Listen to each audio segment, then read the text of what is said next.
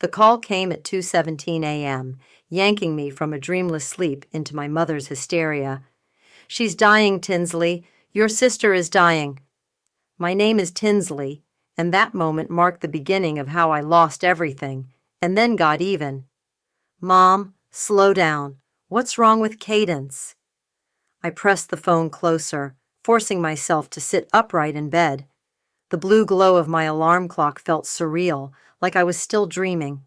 "Stage 4 composite lymphoma," Mom choked out between sobs. "With complications, rare ones. The doctors, they've never seen anything like it." My stomach dropped. "I'm coming. Text me the hospital address." "No hospital. She's home. We've set up a care room. Please hurry." I threw clothes into a bag, my hands shaking. 5 years of carefully maintained distance from my family's chaos crumbled in seconds. The 2-hour drive to their suburban house felt like forever, punctuated by memories of Cadence.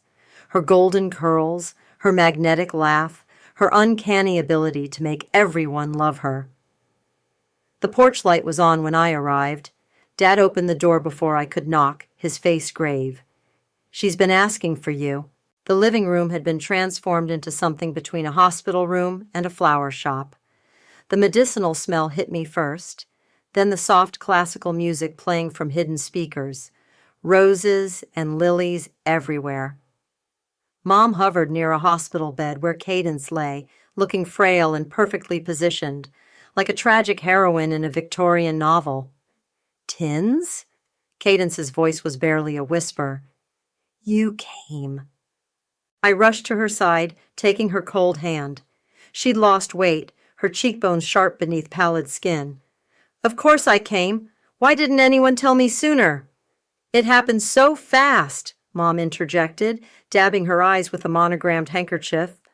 "The experimental treatments were working, but then—" "Insurance won't cover them anymore," Dad added, his voice tight. "And the new protocol the specialist recommended—" "How much?" I asked. Mom named a figure that made my knees weak. "That's just for the first round," she added quickly. "But the doctor said with aggressive treatment—" "I'll wire money in the morning," I said.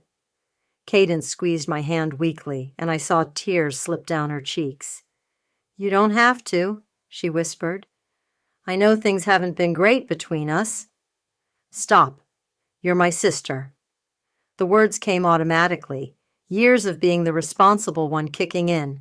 A nurse I hadn't noticed stepped forward to check Cadence's IV.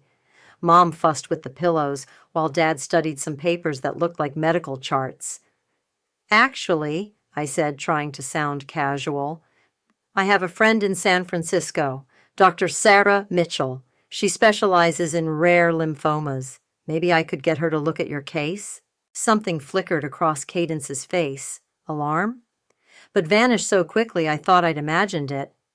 "The specialist said outside consultation could delay treatment," she murmured, "and time is, well, you know." Mom swooped in. "Darling, you need rest. Tinsley, let's let her sleep." In the kitchen, Mom detailed the financial arrangements while Dad made coffee none of us would drink. I nodded, asked appropriate questions, wrote down numbers that made my savings account ache in anticipation. "We've started a private fundraiser," Mom said, "but it's delicate. Cadence doesn't want everyone knowing yet." "Of course." I stared into my untouched coffee. "The specialist, what's their name? I'd like to research—" "Dr. Harrison," Mom said quickly. "But please don't disturb them. They're very busy, and Cadence's case requires constant attention." I nodded again, but something nagged at me. The room setup, the convenient timing of my arrival, the way Cadence's makeup looked perfect despite her condition. "I should check on her," Mom said, already moving toward the living room. "She gets anxious when I'm gone too long." Alone in the kitchen, I pulled out my phone and typed "Dr. Harrison Lymphoma Specialist" into Google. The results were generic, dozens of doctors with that name, none standing out as experts in rare lymphomas. A text lit up my screen, my bank confirming the wire transfer I'd just scheduled. 6 figures, gone. For Cadence. Always for Cadence. I walked back to the living room doorway. In the dim light, I saw Cadence check her phone, smirking slightly before resuming her pained expression when she noticed me watching. That's when I felt it. The first crack in what would become an avalanche of lies. But I didn't know that yet. I just stood there, watching my sister pretend to sleep, while my life savings began their journey to an account I'd later learn didn't even exist. 2 months passed in a blur of depleted bank accounts and tearful phone calls. I sold my car, liquidated investments, and watched my carefully built safety net dissolve into a stream of medical bills I never actually saw. "The GoFundMe is doing well," Mom announced during one of her daily calls. Her voice cracked perfectly. "But it's not enough. The new treatment protocol." I was already logging into my banking app. "How much?" "30,000. I hate asking, but—" A sob. "My baby girl." Later that night, I stared at my computer screen, reading the GoFundMe description for the 100th time. Something about the wording felt rehearsed, too perfect. Like a script. My phone buzzed. A text from Vince, my ex. "Saw the fundraiser. Everything okay?" I called him immediately. "Remember when you said I always let my family manipulate me?" "Hard to forget. It's why we broke up." His voice softened. "What's happening?" "Cadence is dying. Supposedly." I hadn't said that doubt aloud before. Supposedly? The receipts Mom sends are weird. No letterhead, generic medical terms, and Cadence's symptoms. I paused. They seem to appear exactly when someone important is visiting. "Have you seen any actual doctors? Test results?" "They won't let me speak to the specialist. Say it'll disturb the treatment protocol." Silence on his end. Then, "Come over. Bring whatever paperwork you have." I arrived at Vince's apartment with a folder of documents. He spread them across his coffee table, frowning. "These aren't real medical bills," he said finally. "I work in hospital administration, remember?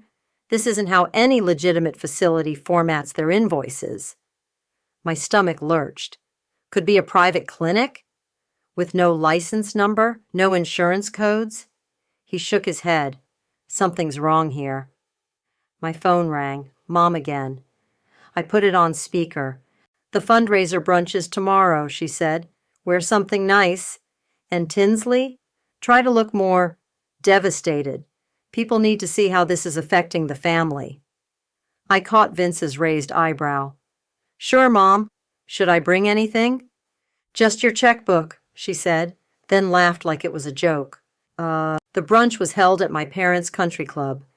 Cadence sat in a wheelchair, wrapped in a cashmere blanket despite the warm weather. She'd mastered the art of looking fragile while somehow maintaining perfect makeup. "You're so brave," a woman told her, wiping tears. "Such a fighter." I watched Cadence accept hugs and checks with practiced grace. A memory surfaced, us as kids, me taking blame for a broken vase while Cadence watched, smirking. "Tinsley's the responsible one," she'd said then. "I'm just the pretty one." Olive, Cadence's friend, appeared with mimosas. "For after the press leaves," she whispered to Cadence. "You better act sicker when they arrive. Yesterday's photos looked too healthy." They didn't notice me behind the potted palm. My hands shook as I typed everything into my phone. That evening I tried confronting Mom. "The symptoms don't match what you described, and why won't the specialist meet with me?" "How dare you?" Mom's face contorted. "Your sister is dying and you're what, jealous? Still competing for attention?" "I'm not." "You've always been like this, cold, controlling." She turned away dramatically. "I knew you'd try to make this about you." Dad stood silently in the corner, avoiding my eyes. Classic Dad, never taking sides, never helping. "I just want to understand." "Understand?" Mom's voice rose. "Understand what it's like to watch your child die?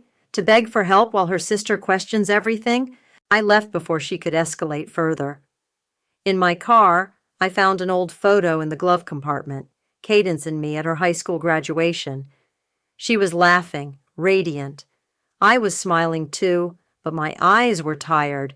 I'd spent that year working 2 jobs to help pay for her college applications, money that mysteriously vanished. My phone chimed with a notification. Another withdrawal from my account had gone through. Below it, a text from Vince. Found something. Those hospital dates they gave us, security footage shows she was never there, not once. I stared at the message until the screen went dark. Then I opened my banking app and looked at my balance, nearly zero. All for a sister who was, apparently, perfectly healthy and scamming me. Again. The rage that filled me wasn't hot. It was ice cold and clarifying. For the first time in my life, I understood that being the responsible one didn't mean being the stupid one. I texted Vince back, "Help me prove it, all of it." Then I called Mom, making my voice shake. "You're right. I'm sorry. I'll do better, whatever Cadence needs." Sometimes the best revenge starts with letting them think they've won. "I'm just worried about the gaps in your treatment schedule," I said, keeping my voice gentle as I sat beside Cadence's bed. "Maybe we should get a second opinion." Cadence's eyes narrowed before she caught herself, replacing suspicion with a weak smile. "The specialist says that would interfere with the protocol." "The mysterious Dr. Harrison." I pulled out my notebook, "who I still can't seem to find anywhere online." "You're doing it again," she whispered, "making everything about control. Mom was right." Right on cue, Mom burst in. "What are you doing? She needs rest." "Just catching up." I stood, playing my part. "Actually, I have some questions about the insurance forms. Now is not the time." Mom's voice could have frozen hell. "Your sister is suffering, and you're obsessing over paperwork?" I left, driving straight to Vince's office at Memorial Hospital. He was waiting in the parking lot. "Got something," he said, leading me inside. "Remember those treatment dates they claimed? Watch this." Security footage played on his computer. The entrance to the oncology wing on the exact days Cadence was supposedly receiving treatment. Hour after hour, no sign of her. "I checked every entrance," Vince said. "She was never here." My phone buzzed, a text from Mom. "Need $20K by tomorrow. New treatment starting." "There's more," Vince continued. "Those medical records they showed you? The letterhead was copied from our hospital, but the doctor's signatures don't match any in our system." I drove to my parents' house armed with printouts, found them in the kitchen with Cadence, who looked surprisingly energetic until she saw my expression. "We need to talk." I spread the papers on the table. "These signatures are forged. The hospital has no record of Cadence ever being treated there." "How dare you!" Mom stood so fast her chair fell. "Spying on your sick sister?" "I work in healthcare," I lied smoothly. "These inconsistencies could cause legal problems. I'm trying to protect you." Dad finally spoke. "Esther, maybe we should—" "Should what?" Mom rounded on him. "Let her control this too? She's always been jealous of Cadence, always trying to prove she's smarter, better." "I'm trying to help." "You're trying to hurt your sister." Mom's voice cracked perfectly. "What kind of monster questions a dying girl?" Cadence started crying on cue. Dad rushed to comfort her while Mom continued her performance. "Get out," she hissed. "Until you can be supportive, stay away." I left, but not before noticing something. Cadence's phone, left on the kitchen counter, screen lit up with notifications. That night, Vince called. "Your sister's phone. It's linked to your family cloud account, right?" "Yeah, Dad set it up years ago." "Why?" "Check your shared photos. Now." I opened the folder and froze. Recent photos of Cadence, not sick, not weak, shopping, laughing, drinking at a bar, all dated within the past week. I quickly forwarded them to my phone before they could be deleted. Then I saw it, an email notification preview on a shared calendar. From Cadence to Balkadwanta blocked. Subject, final timeline. Once everything's paid off, we'll stage the recovery. Mom's idea about the miracle cure was perfect. After the funeral send-off party, my hands shook as I screenshotted everything. Another email appeared. Switch the accounts before the party. Then we disappear. They'll never... The preview cut off there. When I refreshed, the emails were gone. I called Vince. I need a favor, a big one. The unauthorized kind? The kind that proves my dying sister is running a con, with my parents' help. He was quiet for a moment. You know what this means? If you're right, they're committing fraud, federal charges. They're stealing my life savings. My voice was steady. They're stealing from hundreds of donors. They're stealing from actual cancer patients who need help. What do you need? Access to medical records, real ones, and maybe a friend in the FBI?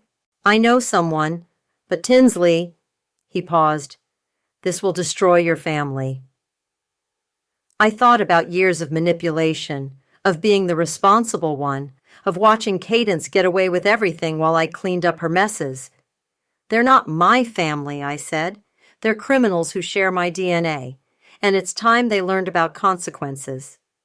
Okay, he sighed. I'll make some calls, but be careful. People who can scam their own blood, they're capable of anything. My phone lit up with a text from Mom. Cadence asking for you. Please come home. She's getting worse. I typed back, on my way. I'm so sorry for doubting. Whatever she needs. The game was on, and this time I was writing the rules.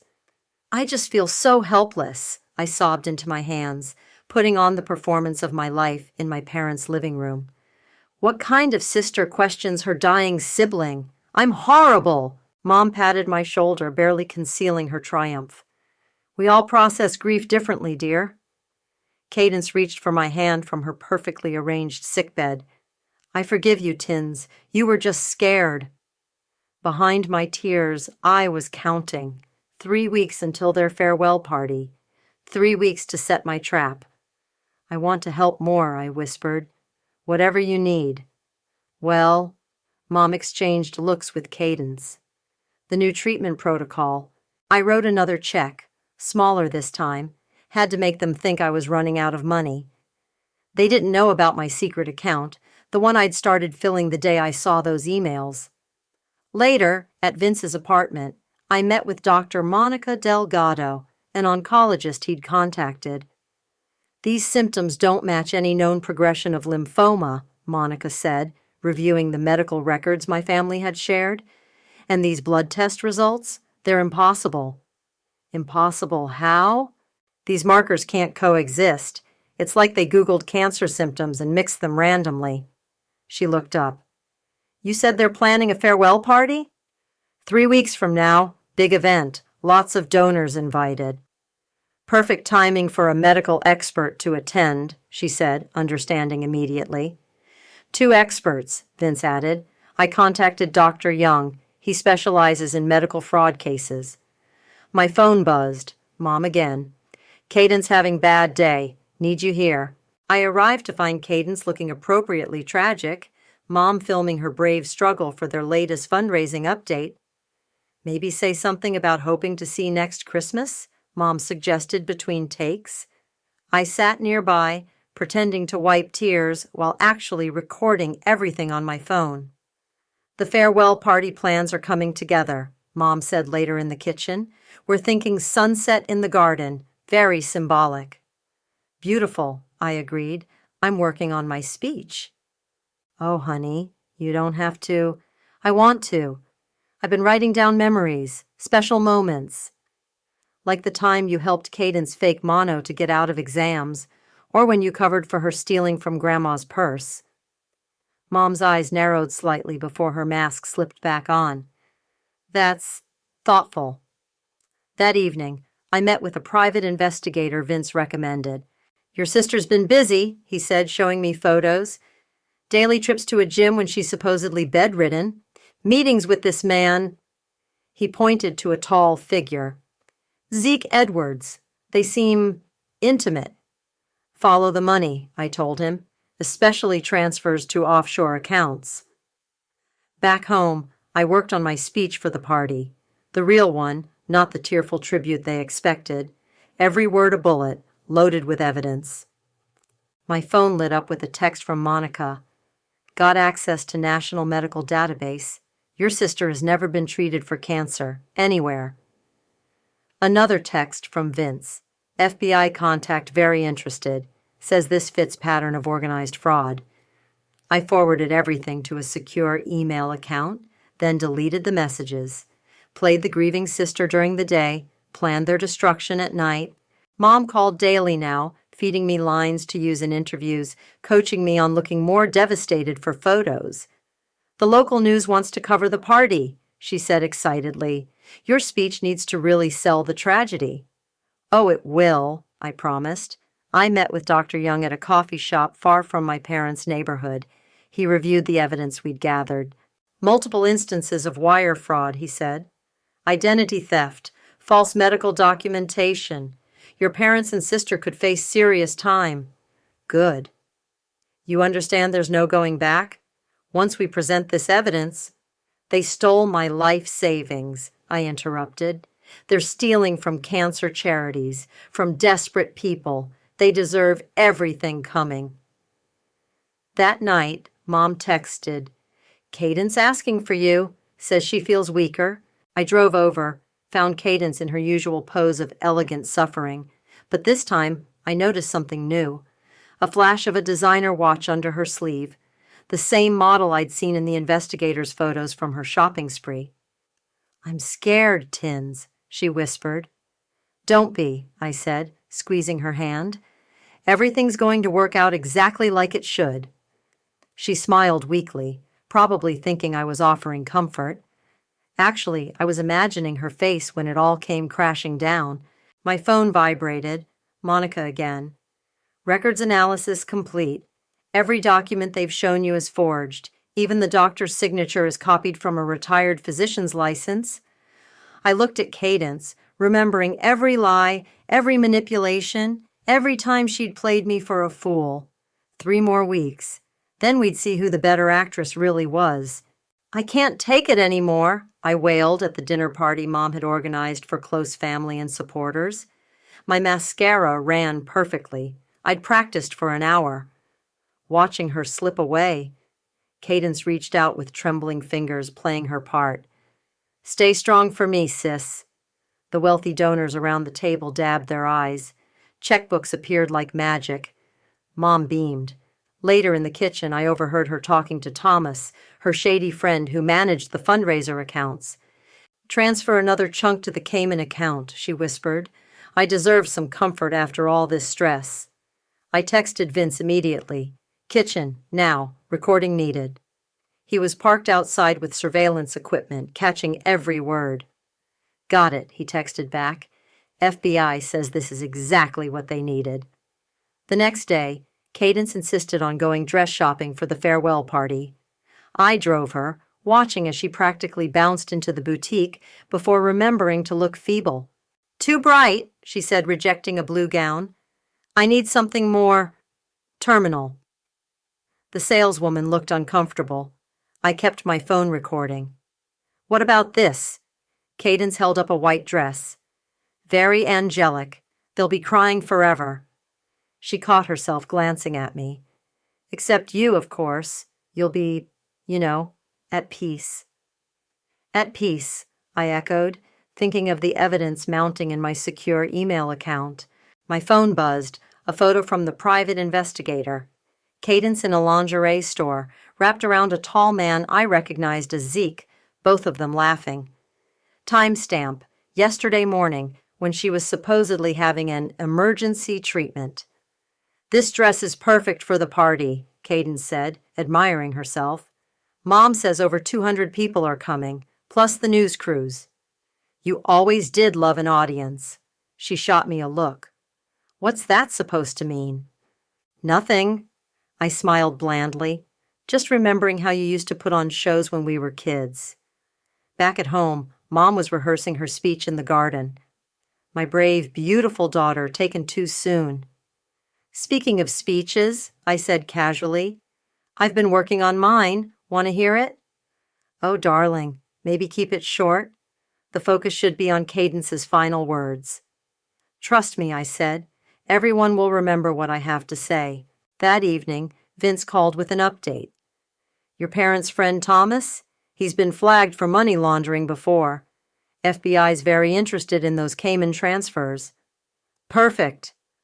I watched through the window as Cadence took an emergency call in the garden, probably from Zeke.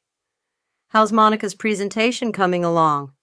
She and Dr. Young are ready. The medical evidence is overwhelming. There's no way they can explain it away. My phone lit up with another text from the investigator. Found their escape plan. Tickets to Belize booked for the day after the party, under false names. Not anymore, I replied, forwarding the information to Vince's FBI contact. Mom burst into my room, waving papers. Look what came! The final medical bills. We'll need another $50,000. I stared at the obviously forged documents. Of course, whatever Cadence needs. You're such a good sister. She hugged me, and for a moment, I almost felt sorry for what was coming. Almost. That night, I heard Cadence on the phone through her bedroom wall. Everything's set. No, Tinsley suspects nothing. Yes, the money's almost all moved. I know, baby. Belize is going to be amazing. I recorded every word, adding it to my growing file. The next morning, Mom hosted a prayer circle for Cadence. The same wealthy donors, more checks, more tears. I just wish... Cadence paused dramatically. I just wish I could see one more Christmas. A donor sobbed. Mom squeezed her hand. I fought the urge to vomit. Later, I found Mom counting checks in her study. The party's going to be perfect, she said. Everyone who's anyone will be there. The media coverage alone. About that, I said carefully. I invited a few special guests, medical experts, to honor Cadence's journey. Oh? Mom's eyes narrowed slightly. We don't want to overwhelm her. Trust me, I smiled. They'll make the evening unforgettable. That night, as I finalized my speech, my real speech, I got one last text from Monica. Blood work analysis complete. Your sister isn't just healthy, she's never had so much as a suspicious cell. This is the cleanest bill of health I've ever seen. I looked out my window at Cadence doing yoga in the garden, all traces of her weakness gone when she thought no one was watching. 2 days until the party, 2 days until I showed them what happens when you push the responsible one too far. My phone buzzed. Mom, final dress fitting tomorrow. Don't forget your checkbook. Wouldn't miss it for the world, I replied, smiling as I added the last devastating details to my speech. The day before the farewell party, I lived 2 lives. In one, I helped Mom arrange white roses and tested the garden lighting. In the other, I confirmed flight details with Monica and Dr. Young, triple-checked the evidence files, and made sure the FBI had everything they needed. The uplighting makes you look so ethereal, Mom told Cadence during the final rehearsal. Like an angel already. Cadence practiced her weak smile. Should I use the oxygen tank tomorrow? Definitely. Mom adjusted Cadence's hair. Tinsley, darling, you'll need to help her to the podium. Of course. I checked my phone, a text from Monica. Landed safely, meeting Dr. Young for final prep. The caterers arrived, setting up under Mom's militant supervision. I watched Tomas slip into Dad's study, probably for one last money transfer. The investigator's camera clicked quietly from across the street. Your speech ready? Cadence asked me later, her voice honey-sweet. Nothing too dramatic, I hope. Don't worry, everyone will get exactly what they deserve. She missed my meaning, patting my hand. You've been so good lately, really stepped up. I excused myself and drove to meet Vince. He was waiting in his office with a thick folder. Final dossier, he said, medical records proving she's never been treated, bank statements showing the money trail, photos, recordings, everything. And the FBI? They'll have agents in the crowd. Once Monica and Dr. Young present the evidence, they'll move.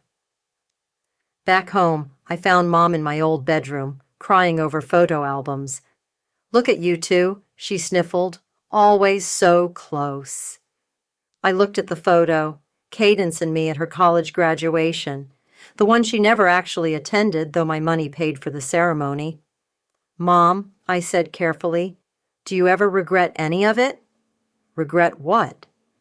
Never mind. I turned to leave, but she grabbed my arm. Wait, your speech tomorrow, you'll keep it simple, right? Let Cadence have her moment? Trust me, everyone will get their moment. That night, I couldn't sleep. I walked the garden where tomorrow everything would change. The stage was set, lights ready, chairs arranged in perfect rows. A photographer's dream, Mom had said. She had no idea how right she was. My phone lit up. Monica. Ready for tomorrow. Evidence is bulletproof. Vince. FBI confirmed. They'll wait for our signal. Investigator. Got Tomas on tape discussing money laundering. Clear as day. I walked to Cadence's room, found her bed empty. Voices drifted from the garden. I crept closer. Everything's set, she was saying into her phone. After the speech, we make the switch. The money's ready. No, Zeke. Tinsley's clueless. She actually thinks, hold on. I stepped on a twig. By the time I rounded the corner, she was back in bed, oxygen tube in place, the perfect invalid. Can't sleep? She whispered. Just nervous about tomorrow. Don't be. It's going to be perfect. Dawn broke over final preparations. Mom orchestrated everything like a general before battle. Cadence had her makeup done professionally. To cover the illness pallor, she explained to the sympathetic artist. The first guests arrived at sunset. Local news crews set up their cameras. Monica texted from a nearby hotel. In position, Dr. Young has the presentation ready. I watched Mom work the crowd, dabbing her eyes on cue. Dad stood awkwardly by the bar, jumping whenever anyone approached. Tomas circulated with a donation box, smooth as oil. 5 minutes, Mom announced. Tinsley, help your sister to the stage. I supported Cadence as she walked shakily to the podium. 200 people held their breath, cameras flashed, reporters leaned forward. You've got this, I whispered. She squeezed my hand, mistaking it for support rather than the warning it was. My phone buzzed one last time. Monica. We're here, ready when you are. I looked at my family, Mom sniffling dramatically, Dad staring at his shoes, Cadence preparing to give the performance of her life. They had no idea their perfect con was about to implode. Ladies and gentlemen, Mom announced, her voice breaking perfectly, we're here to celebrate my brave daughter's journey.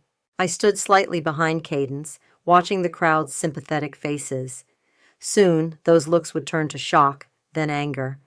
The reporters would have a very different story than the one they'd come for. Cadence stepped up to the microphone, a single tear rolling down her cheek. Before I say goodbye, she began, I want to thank everyone who supported me through this journey. I checked my phone one final time. FBI in position, waiting for your signal. The trap was set. All I had to do was spring it.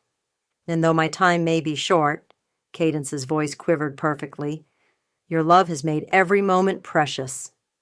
The crowd dabbed their eyes. Mom sobbed dramatically into her designer handkerchief.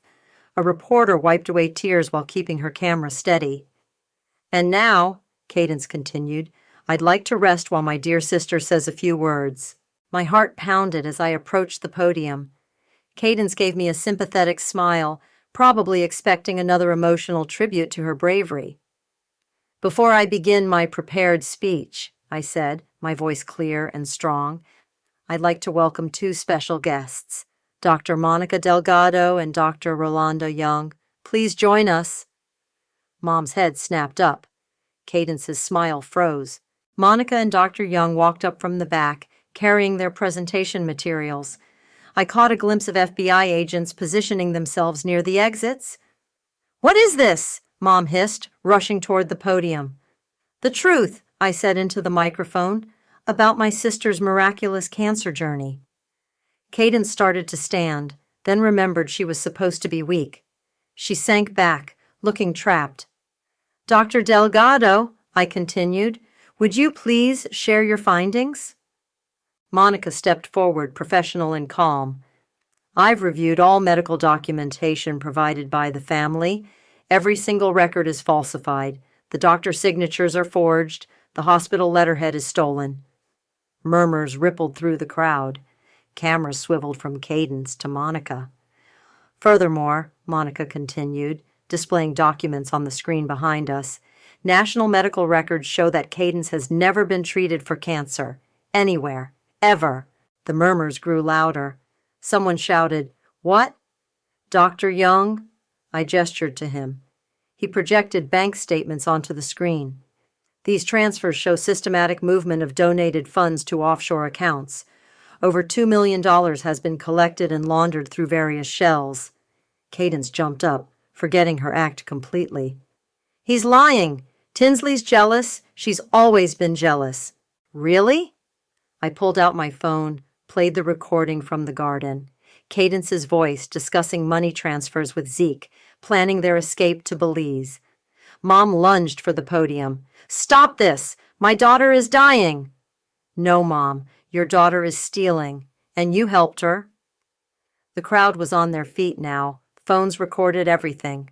The reporter's camera rolled as Monica methodically detailed every forged document, every faked symptom, every dollar stolen. The oxygen tank? Monica pointed to it. Empty. The IV bags, saline only, the medical bills, completely fabricated. Tomas tried slipping away, but found FBI agents blocking his path. Dad sat down heavily, head in his hands. "You're ruining everything!" Cadence screamed, her frail patient act forgotten as she stormed the stage. "After all I've done for this family." "Done for this family?" I laughed. "You mean stolen from this family? From these people?" I gestured to the horrified crowd. "From actual cancer patients who needed help?" "Arrest her!" someone shouted. "Arrest all of them!" Mom tried one last performance. "My baby girl, she's confused. The illness?" "The illness is fake, Mom, just like everything else about this con." FBI agents moved in. Tomas was already in handcuffs. Dad stood woodenly as an agent approached him. Mom's mascara ran as she looked wildly around for escape. Cadence made a break for it, but didn't get 3 steps before agents caught her. "You'll regret this," she spat at me. "I'm your sister." "No," I said quietly. "You're a criminal, and so is everyone who helped you." The crowd had turned angry. Donors demanded their money back. The reporter was broadcasting live. Phones flashed as Mom, Dad, and Cadence were led away in handcuffs. "The FBI has been investigating similar scams," Dr. Young announced to the crowd. "If you donated, agents will take your information for restitution." I watched as my family was loaded into separate cars. Mom wailed dramatically. Dad stared straight ahead. Cadence thrashed and screamed about betrayal. Vince appeared beside me. "You okay?" "Better than okay." I handed him a flash drive. "Everything's here. Bank records, emails, recordings. The FBI will want it for prosecution." "They're looking at serious time," he said. "Federal fraud charges don't play around." Monica joined us, watching the FBI cars pull away. That was quite a performance, but not from who everyone expected. I thought about years of manipulation, of being the responsible one, of watching them steal and lie and hurt people. "Sometimes," I said, "being responsible means making sure justice is served." My phone buzzed one last time. A text from the FBI agent. "They'll be processed downtown. Want to press additional charges?" I looked at the angry crowd, the reporters still broadcasting, the empty stage where my sister's last con had finally failed. "Yes," I replied, "all of them."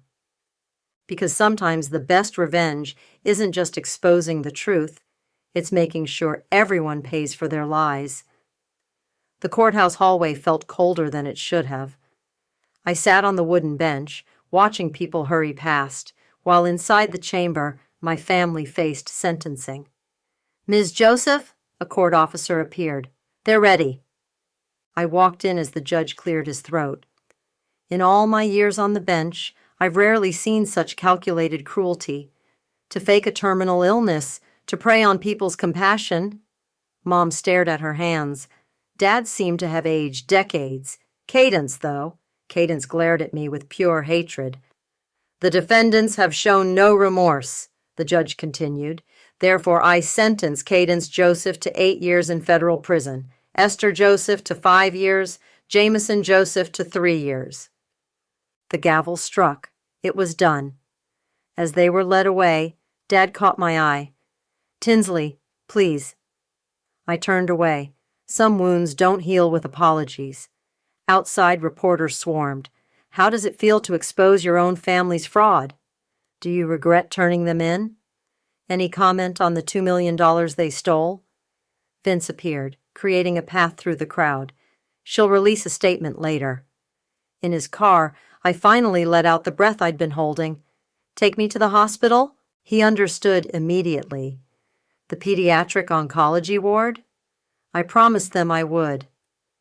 The children's ward was bright with artwork and hope, real patients fighting real battles. I'd been visiting weekly since the trial began, donating whatever funds were recovered from my family's accounts. Tinsley, little Sarah waved from her bed. Did the bad people go to jail? They did. I sat beside her, taking in her genuine fragility, so different from Cadence's act. How was chemo today? Scary. But Mom said I'm brave. You are brave, the bravest. My phone buzzed, a text from Monica.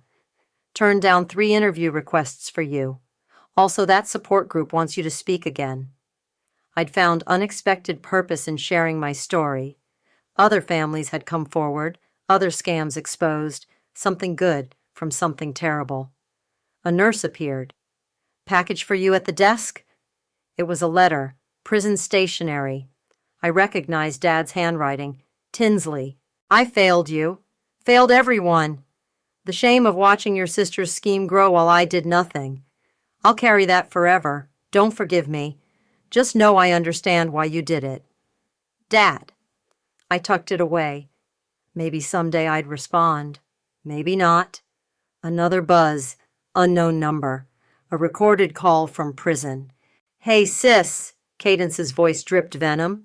Bet you feel real proud. The righteous whistleblower. But you forgot something. I'm still your sister, and I've got 8 years to plan how to repay you.